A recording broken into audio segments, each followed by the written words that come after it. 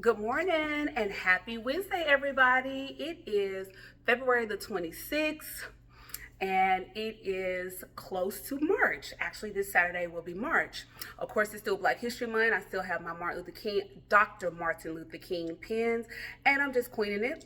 I just want to come on here today and just encourage everybody to continue to encourage one another. I had seminary class last night, and Bishop asked the question about what fears do we have that's keeping us from using the resources that we have. And one young lady talked about how she just started a job and she works around, doctors, and she just has a bachelor's degree. And she's like, when they ask my opinion, I don't really tell them what I'm really thinking because they already know these things. And he just challenged her, you may be eligible to not only get a promotion, but you could give them insight that they may not have thought about.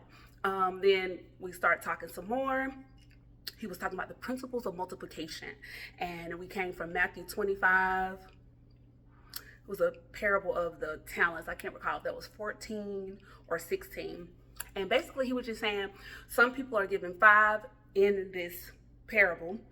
The ruler gave 2 to another, and he gave 1 to the last person.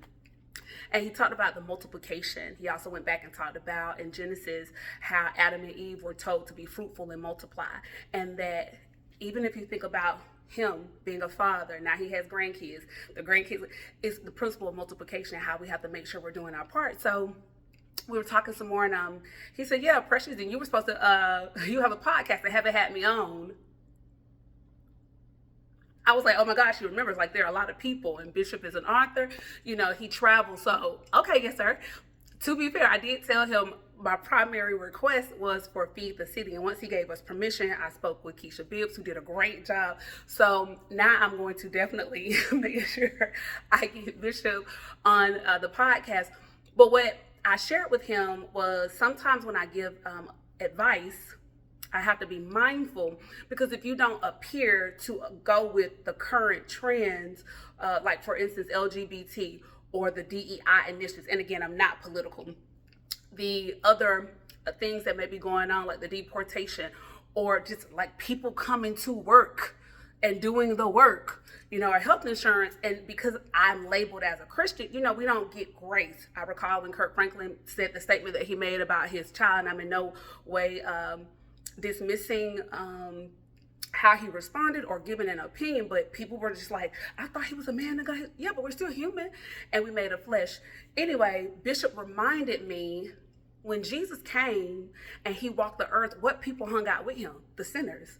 But he also used a word that I understand. He said, you're relatable. So I said, okay. Then that's why people like to listen to my corniness, the encouragement. So it was really uplifting to be able to talk to my peers who are also in seminary, but for Bishop to kind of help me see, it's not because I've got copper colored hair. I still think I look like Ronald McDonald's wife, or because I'm a short brown girl per se.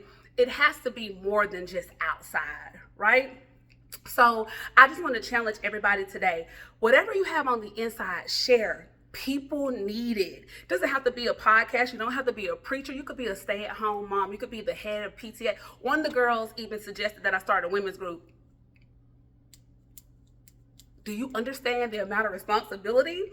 And even though I enjoy talking to people, sometimes I have learned when you have more responsibility, to whom much is given, much is required. That's a lot of responsibility. And I'm not saying yes or no. I was just like, okay.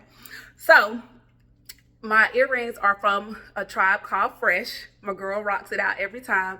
And it says, "Dear brown girl, you are more than," I thought it said enough. I'm going to take it off and read it. "Dear brown girl, you are more than magic." That's what it is, okay? So even though this message is for my brown girls, I just want to challenge everybody to do your part. The world is going to be a better place.